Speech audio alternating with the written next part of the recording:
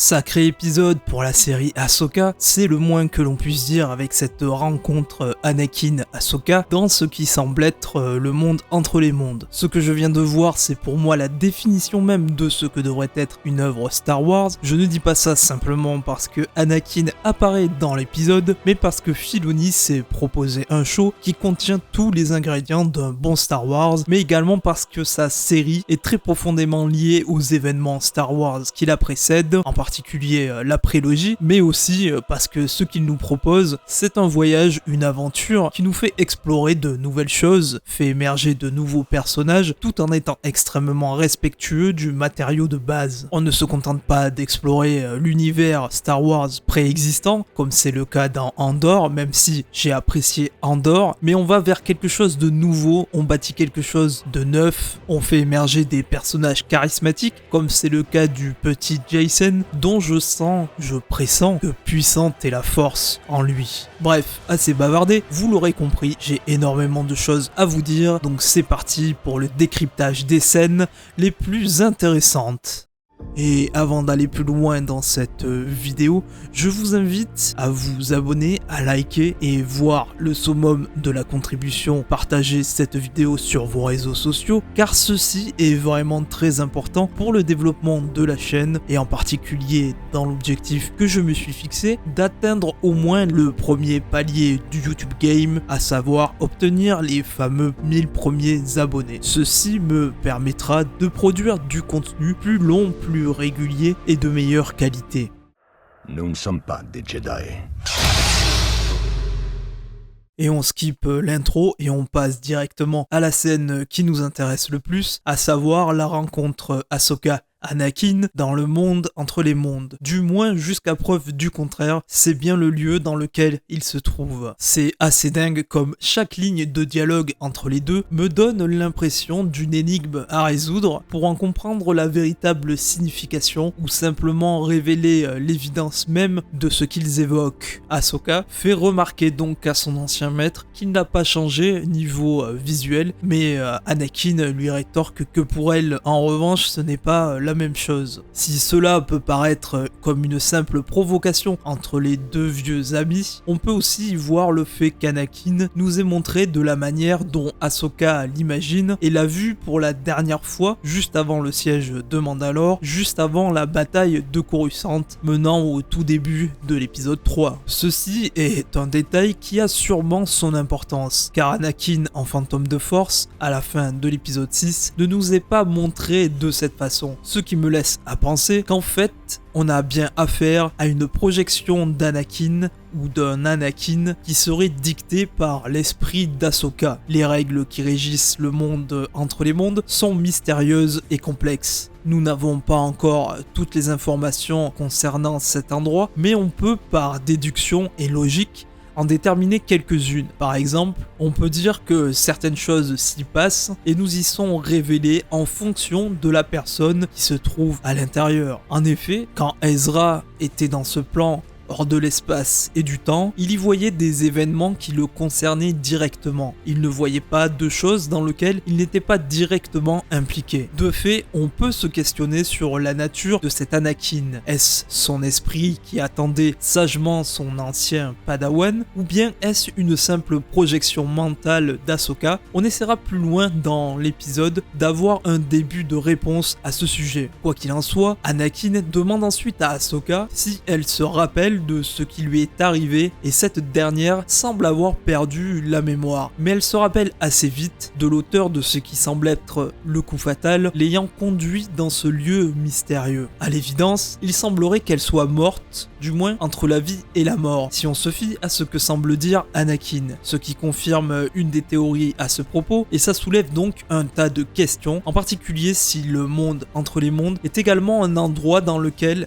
les Jedi morts se relèvent en tant qu'esprit de force, mais d'un autre côté, c'est extrêmement bizarre car Anakin dit à Ahsoka que même si elle a été battue par Baylan, elle a encore une chance de vivre si elle en fait le choix, et si elle avait la volonté, elle pourrait revenir à la vie. Cela fait sens pour moi car en effet, il a été dit que la période de vie d'Ahsoka que nous explorons dans la série est une des périodes les plus sombres la concernant. La Ahsoka joyeuse, pleine de vie et d'espoir, est morte à la fin de la guerre des clones et n'a pas cessé de sombrer année après année, broyant du noir sur les événements passés et en particulier sur le devenir de son ancien maître. C'est une Ahsoka non pas dépressive mais clairement brisée, clairement pas à son prime autant physiquement que mentalement, que nous retrouvons en ce début de série. Et de la même façon, ceux qui ont vu Clone Wars et Rebelle ont bien remarqué le changement d'attitude qu'elle a entre les deux animés. Du coup, je me demande quand même si cette zone du monde entre les mondes n'est pas une zone un poil différente de celle de l'animé pour cette raison. Je veux dire par là que Ahsoka n'est pas tout à fait morte, elle est tombée dans l'eau et a perdu probablement connaissance, et il ne tiendrait qu'à elle de reprendre conscience si elle en avait la volonté. Si tel était le cas, l'idée selon laquelle elle aurait atterri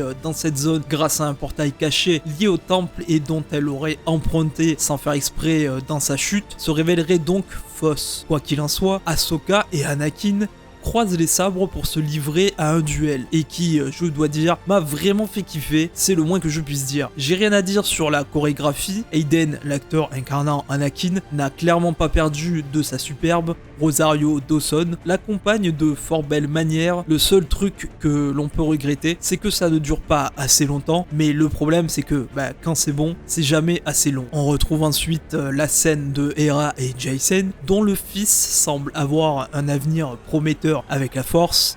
En effet, il arrive à percevoir le combat entre Ahsoka et Anakin à travers la Force, lui permettant d'entendre même quelques bruits de sabre laser. Cet épisode a suffi à me convaincre que c'est lui l'enfant qui aurait grand besoin d'être le padawan d'un très grand Jedi et non Sabine. J'aimerais vraiment que ce soit le cas pour Jacen. Il pourrait être comme Ahsoka en son temps, le personnage que nous verrions grandir année après année, accompagnant les nouvelles générations de fans qui pourront s'identifier à lui tout en ayant évidemment les anciennes générations qui auront suivi son évolution. J'espère donc vraiment que Ahsoka entraînera le jeune Jacen Syndulla, à moins que ça soit Luke à la rigueur, mais bon, Luke on sait tous comment ça se termine, donc je choisirai plutôt l'option Ahsoka. En parlant de Luke, je pense qu'on ne le verra pas dans cette série. J'avais fait une vidéo à ce propos car un certain nombre de rumeurs laissaient entendre le fait qu'il serait bien de la partie, d'autant que ne pas voir Luke dans un événement aussi important semblait assez improbable. Mais le fait est que maintenant nous avons connaissance d'une nouvelle galaxie. Cela fait donc office de césure entre les événements de la galaxie bien connue de Star Wars menant à la postlogie et les événements qui concernent la série Ahsoka se déroulant donc dans une autre galaxie très lointaine. De fait, il semble vraiment très peu probable que Luke soit présent dans cette série. Bref, retournons voir les deux personnages vedettes de ce show. Nous retrouvons Ahsoka en pleine bataille de la guerre des clones. Et surprise, c'est une jeune Ahsoka que nous retrouvons. Et quel plaisir de revoir des soldats clones en live action. Il n'y a vraiment que Filoni pour me ravir en termes de vibe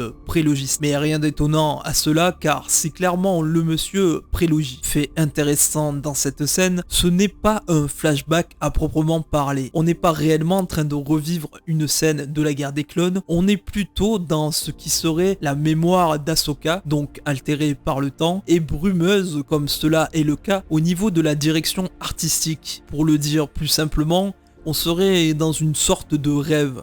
De plus, on comprend bien quand Ahsoka se questionne sur ce qu'elle fabrique ici, qu'on est plus dans une sorte de rêve lucide que de réalité ou flashback. Petite mention sur la tenue et la prothèse de la jeune Padawan, ils n'ont pas bâclé le travail sur ce détail, c'est clairement la petite Ahsoka de l'animé et c'est vraiment très cool à voir, limite ça me donne vraiment envie d'avoir un film sur cette période avec Hayden et cette jeune Ahsoka. On retrouve ensuite Ahsoka au chevet de soldats clones décédés ou grièvement blessé. Et cela affecte évidemment la jeune Padawan. On l'avait déjà vu ressentir cela dans l'animé, mais en effet, cette guerre des clones fut un terreau fertile sur lequel beaucoup de Jedi ont commencé à se questionner sur la nature de leurs engagements et dont certains seront repérés par Palpatine afin d'en faire plus tard ses futurs inquisiteurs. Les Jedi ne sont pas des soldats et ne font pas de politique, un fait qu'ils semblent avoir oublié en s'enlisant eux-mêmes lentement dans ce conflit et dans leur trop grande proximité avec les instances politiques de Coruscant.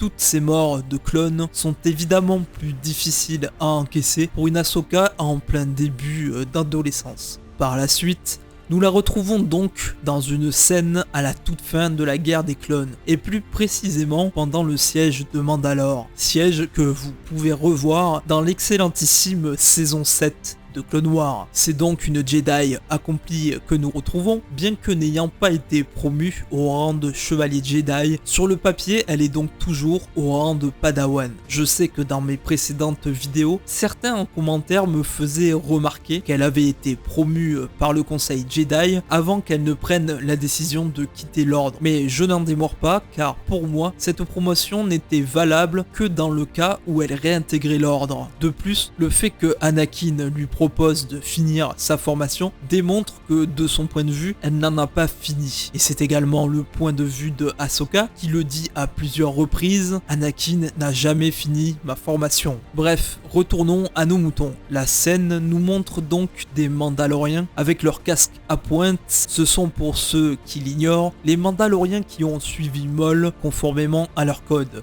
En effet, Maul a vaincu à la loyale le précédent chef Mandalorian, faisant de lui l'héritier légitime au trône de Mandalore. Encore une fois, on a droit à une très bonne mise en scène. Je retrouve clairement la Ahsoka de l'animé, très rapide et agile. Filoni a probablement veillé à ce que la jeune actrice soit fidèle en tout point en sa version de l'animé. Un très bon casting la concernant, j'espère qu'on la reverra. Autre apparition notable est la présence du capitaine Rex et le plaisir de le revoir, et j'en redemande plus tellement ça fait du bien de le revoir, lui et tout l'univers de la prélogie. Anakin fait ensuite son apparition en disant qu'il ne reconnaît pas cette bataille, ce qui confirme qu'on est non pas dans un flashback, ni même qu'on serait remonté dans le temps, ce qui aurait impliqué la possibilité de le changer. Mais ici, rien de tout ça, car on revit en fait les moments passés d'Ahsoka. Comme je le disais précédemment, c'est comme si on était à l'intérieur de sa tête et qu'on y voyait ce que son esprit y projette. La suite voit Anakin se révéler sous les traits du Vador de Mustafar, issu de l'épisode 3. Je m'attendais à ce qu'on se retrouve d'ailleurs sur Mustafar, comme certaines rumeurs le laissaient présager. Mais il n'en est rien, à moins que nous n'en ayons pas encore fini avec le monde entre les mondes, ce qui me semble assez logique, et il est fort probable que nous y retournions. En tout cas, on a bien là l'incarnation de Vador qui nous est montrée, comme je l'avais dit dans ma précédente vidéo. Certains éléments à la fin de l'épisode précédent nous le laissaient par ailleurs présager. C'est donc un combat brutal que se livrent le maître et la Padawan, dont chaque coup semble déstabiliser Ahsoka, de manière similaire à ce que provoquaient les grands coups de sabre de Belan. Fait intéressant, Anakin ou Vador, marchant vers Ahsoka d'un pas déterminé, dit à son ancienne Padawan « Tu manques de conviction ». Il semblerait que ce soit en effet l'élément qui lui est manqué dans son combat contre Belan. Cela serait logique dans le sens où Ahsoka aurait peut-être perdu de sa superbe. Comme ce que je disais précédemment, les événements post-guerre des clones et les longues années qui ont suivi l'ont un tant soit peu diminué dans sa volonté de se battre. Ahsoka n'a fait que ça depuis qu'elle est toute jeune, se battre et survivre chaque jour de sa vie. Il est donc logique que face à un adversaire puissant et déterminé, sa condition mentale, psychique, n'a pas permis de défaire un adversaire comme Belan. En définitive, cette détermination de vaincre pour survivre est une force dans laquelle Ahsoka n'a pas puisé contre son puissant adversaire, acceptant sa défaite et se retrouvant dans ce plan entre l'espace et le temps à discuter avec son ancien maître. La leçon est donc la suivante pour Ahsoka. Si tu veux vivre, alors bats-toi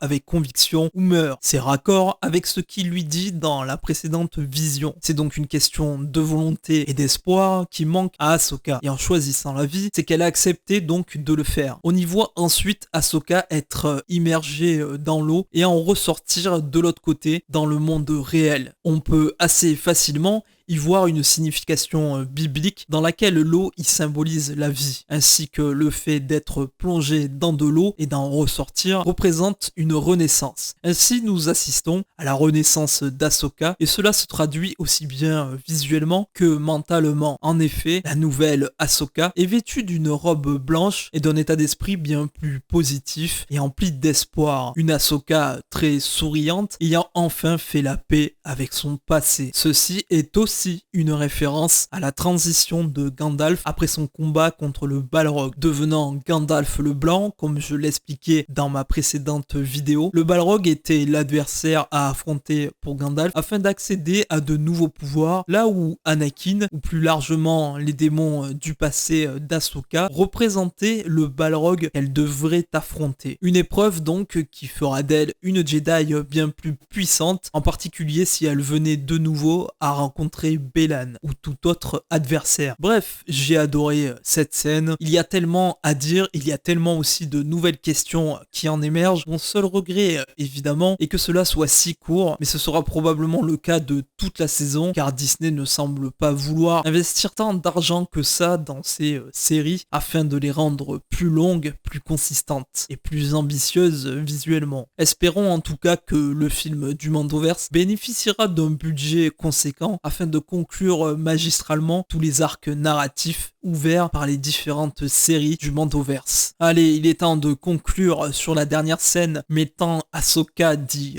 la Blanche, du moins pour moi, en action, usant du contrôle des bêtes sur l'une des plus grosses baleines de l'espace. On nous montre donc la façon dont les anciens peuples d'il y a des milliers d'années, ceux ayant construit ce très vieux temple sur Sithos, voyageaient en hyperespace en utilisant les Purgils. Et cela était probablement fait par les tout premiers utilisateurs de la Force. Une méthode qui a été oubliée avec le temps, laissant place à des technologies hyperdrive bien plus pratiques. Les routes spatiales qu'empruntent ces créatures ont probablement aidé les anciens peuples à les répertorier, permettant plus tard de les emprunter avec des vaisseaux dotés de modules hyperdrive. Pour l'anecdote, il n'était pas rare pour les voyageurs d'apercevoir des Purgils pendant un saut hyperspatial, une apparition qui pouvait parfois virer au tragique, car une collision avec un tel être vivant à de telles vitesses pouvait menacer l'intégrité structurelle des plus gros vaisseaux. Il est intéressant de noter que Ahsoka fasse remarquer à Huyang qu'elle n'a absolument aucune idée quant à savoir si le Purgil l'emmènera dans la nouvelle galaxie où se trouve Ezra, ou bien s'ils vont se retrouver dans une destination complètement inconnue et dont il sera impossible de retourner. En définitive, cette nouvelle Ahsoka semble donc avoir retrouvé la foi